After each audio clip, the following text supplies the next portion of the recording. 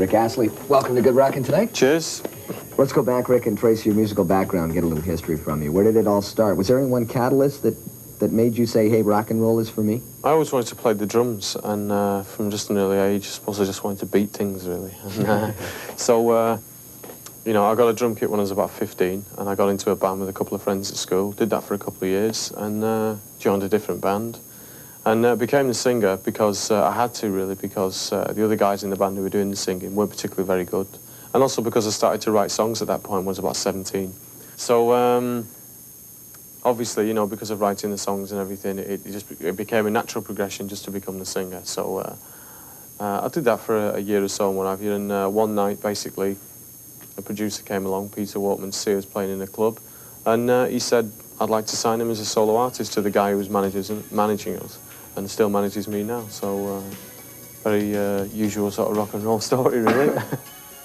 That was obviously done a couple of years ago. For better or for worse, Rick Astley's reputation was that of an artist manufactured by his production team of Stock Aitken and Waterman. And it was this reputation that inspired Rick to release Free and involve himself in every creative aspect. Now, there were obvious advantages from his split with the Hitmen.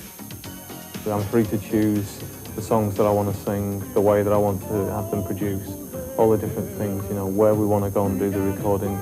Just so many avenues have been opened up since, you know, leaving Stock Aitken Waterman. But that's the way I feel, really.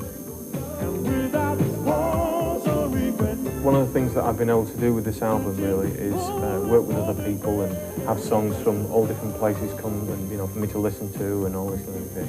And one of the biggest surprises and biggest pleasures, really, was the fact that Michael McDonald had sent some songs to me. Whether he personally put them in the post, I'm not sure, but he sent some songs to me. This time I've had the opportunity to write with other people, which I've never done before. And it was a really good experience for me as a learning experience. And also as a confidence booster as well, because the other people actually said, Rick Astley, yes, wouldn't mind writing a song with him. Even to the degree that it was one of my heroes, in fact, Mark King from Level 42. Well, I met Mark simply because I had a phone call saying, do you want to go and write some songs with Mark King? And I said, yeah, of course I do. So that was it. I literally went down to the Isle of Wight where he lives, and we knocked a few tunes out.